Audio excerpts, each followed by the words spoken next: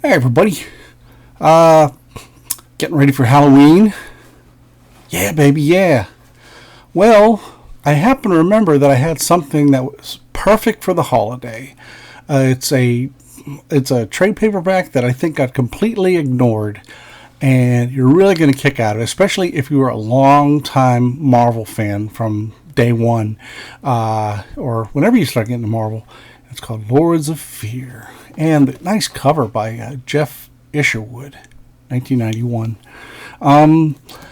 I didn't know this came out. I don't really get the solicitations anymore, the previews and all that, because there's a lot of junk. I things get mixed up. But I happened to be at Bungie's Comics in Griffin, Georgia, and this was on the rack. It was like like that. But I checked things out, and I'm like, I never knew of this. And it's got the Scarecrow, who only made a few appearances. $29.99 is what I paid for this bad boy. And let me see what year it is.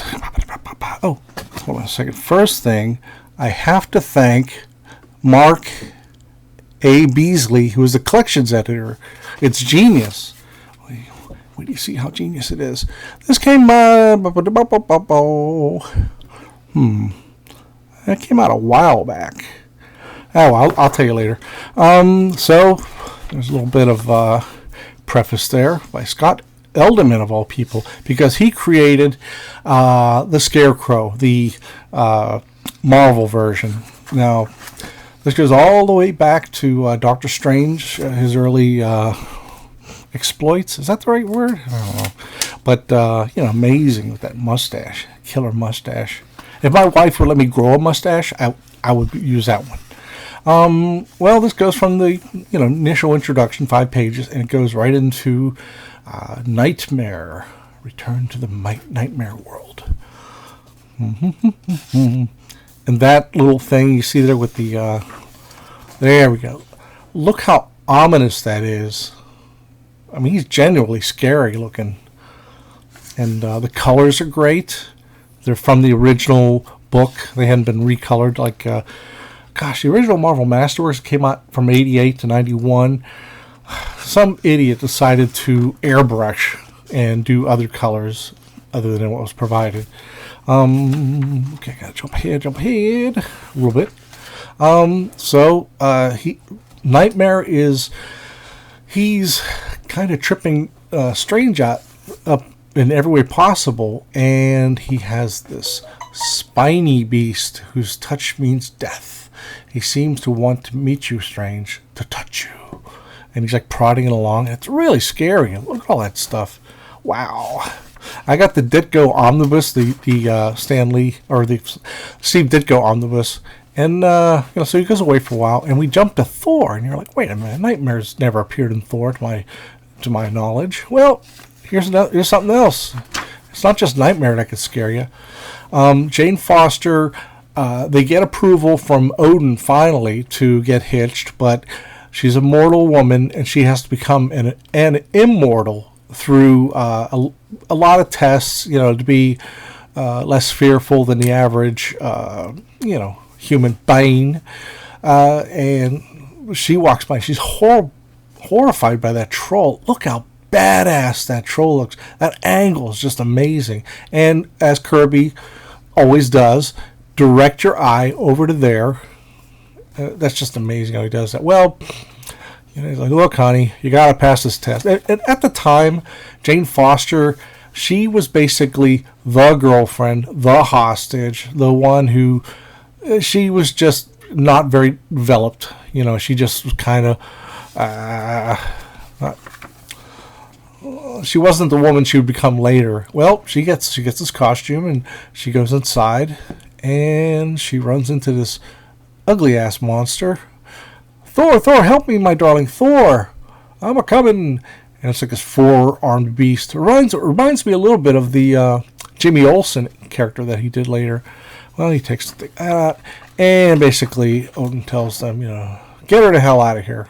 So, I love that angle. So, you're like, hey, okay. Now we're into Thor about... almost 100 issues later. There's that cover. That cover was used for like posters and for binders, at school, all that stuff. And this is Rich Buckler, inked by Chick Stone, who I kind of like. I mean, he was horrible on John Buscema in Silver Surfer 18, but some of the stuff he didn't issue a Sal Buscema when he had the Intelligent Hulk around, I don't know, 1980 or so. I loved it, but Sal Buscema didn't care for it. Anyway, here's Hercules, a very, Kirby-esque thing, which Rich Buckler tended to do with the Kirby books he was doing. I mean, he wouldn't do this if he was doing an issue of Spider-Man or something like that. Well, there is this odd creature. What in the name of Mercury?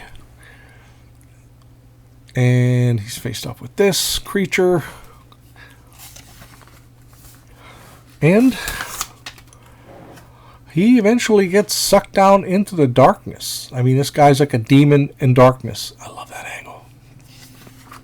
And it's really, he gets so bugged and crazed that they had to calm him down because he was seeing everything as demons.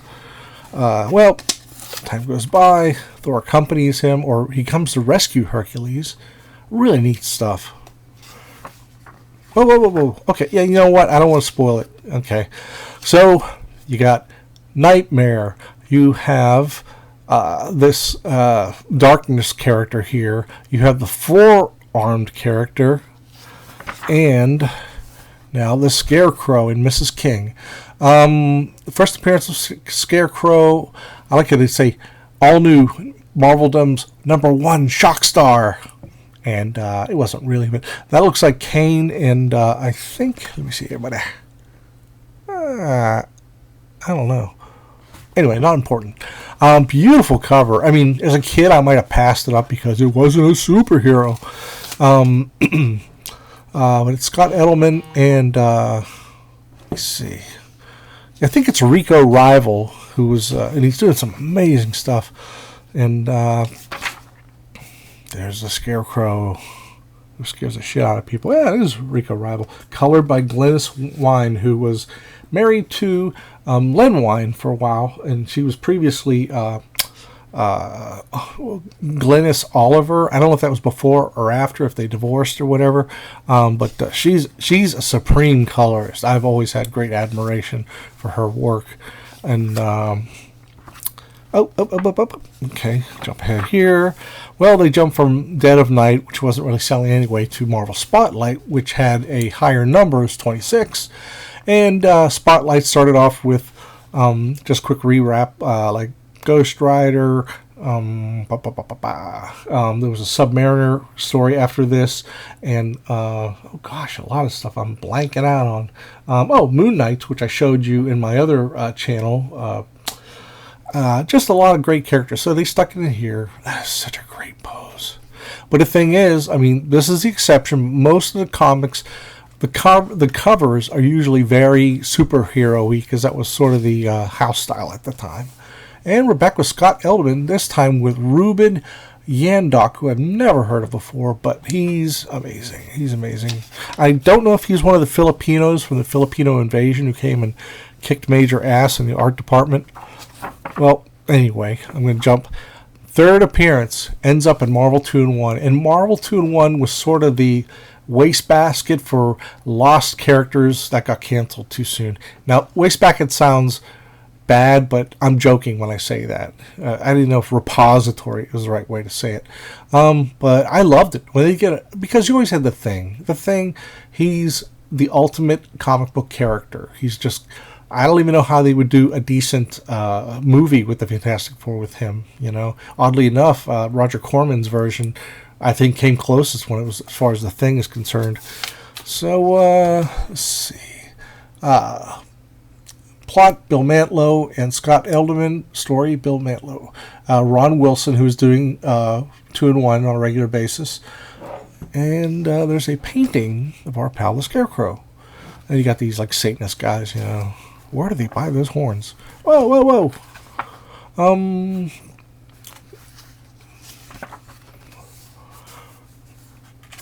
There's a Scarecrow. And he just laughs and laughs, you know. He's kind of like the Joker in a weird way. He has these different powers. He can make the area dark. So, this flaming asshole. You ever call somebody a flaming asshole? This guy's literally a flaming asshole. Well, they get rid of that character, and that's like the last you hear of Scarecrow for like 20 years. And now we go to Marvel Team Up for the year that probably the best year was when Chris Claremont and John Byrne, they showed everybody else how to do it. They were just superb. They did Power Man and Iron Fist. They did X-Men, which changed the whole franchise over. Dave Cockrum gave him a great start, but when he left, the book really took off because it went to monthly. Cockrum couldn't do a monthly at the time and do his art director position. So I hate Man-Thing. I hate him. He's boring. He doesn't say anything. He's like this thing. All these things happen around, and it's like an O. Henry story. The bad guy gets burned.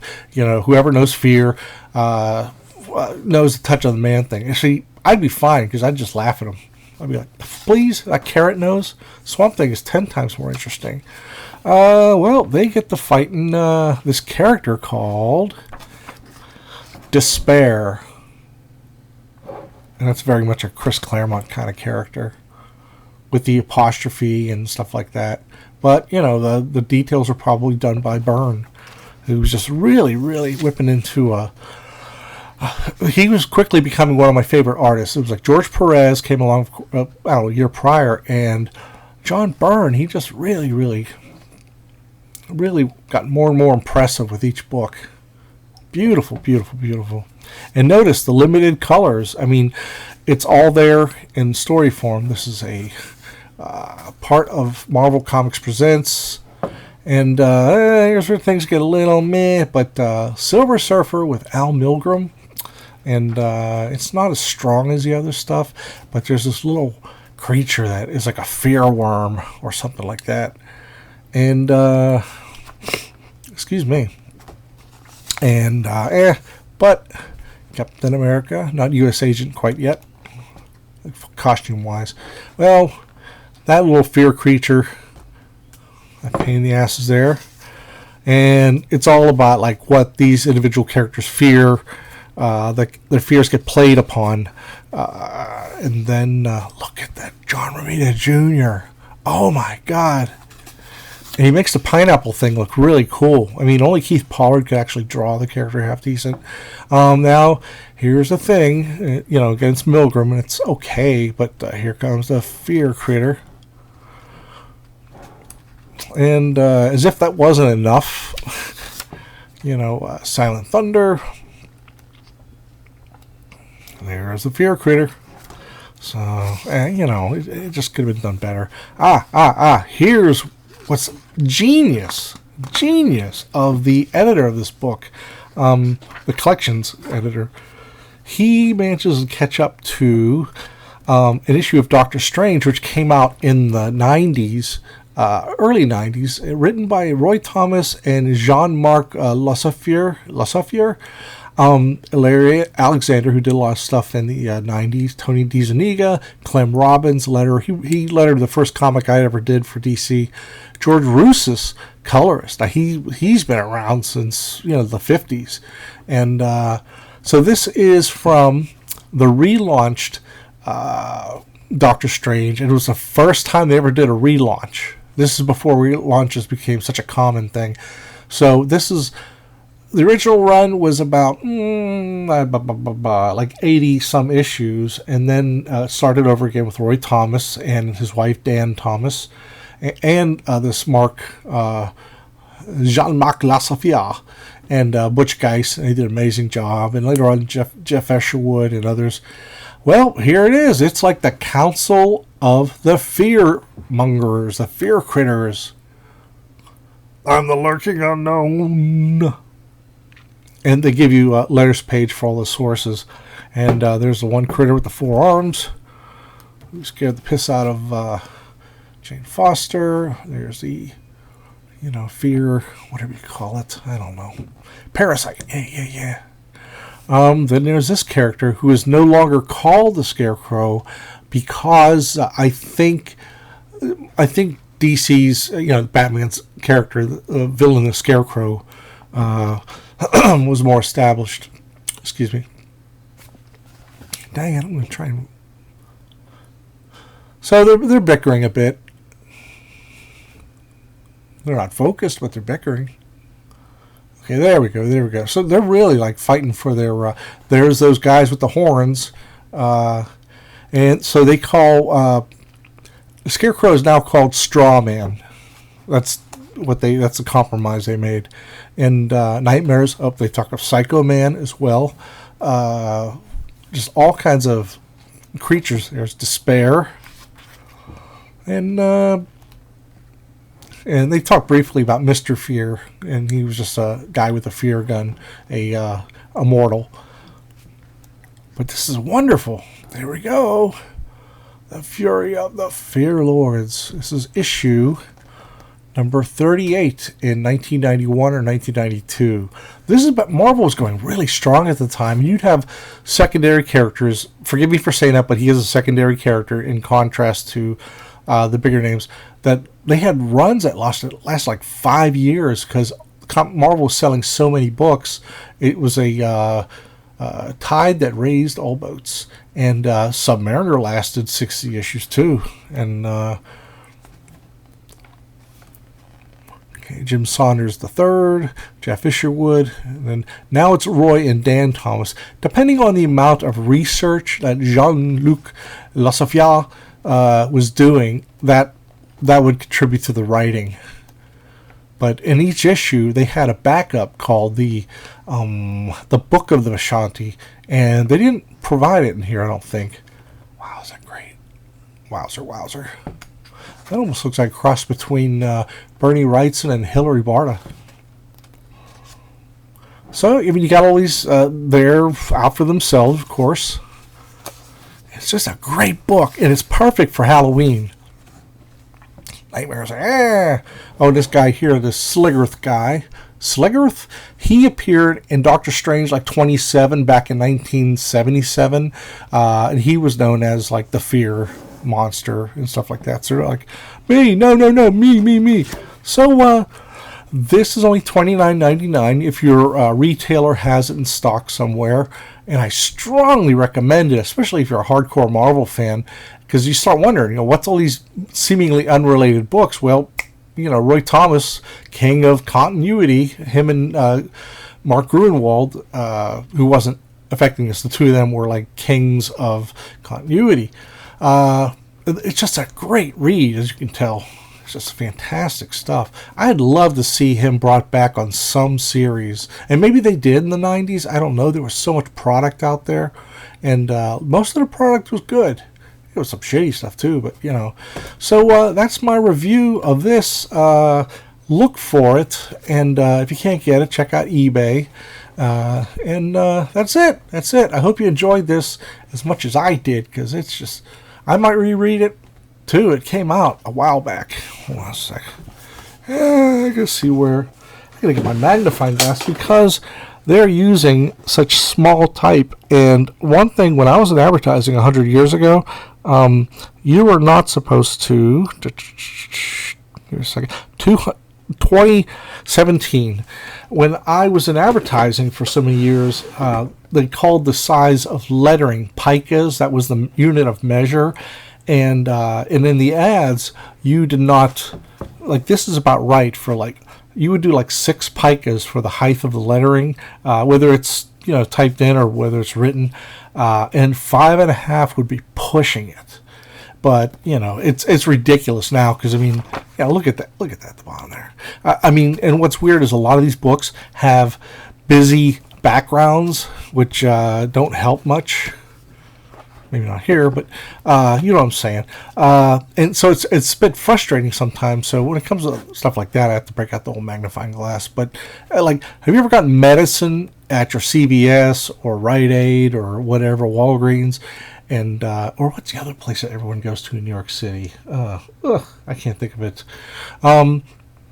And you see a bottle of medicine, and the tiny information at the bottom is there, and it tells you not to overdose and what date it came out on. And it's maybe a pica or two, and it's nuts. And you see that on above. You see that on stuff that's available on shelves, and not necessarily subscribed stuff over the counter. Anyway, that's enough of me rambling. I'm sure you agree. But check this out. Buy it. Give it to a friend who likes this kind of stuff. Even if, get it. Damn it. I had nothing to do with it. I'm not promoting myself. I just wanted to say, hey, you're going to dig this totally. So you got like a week to get it, okay? So get in gear, everybody.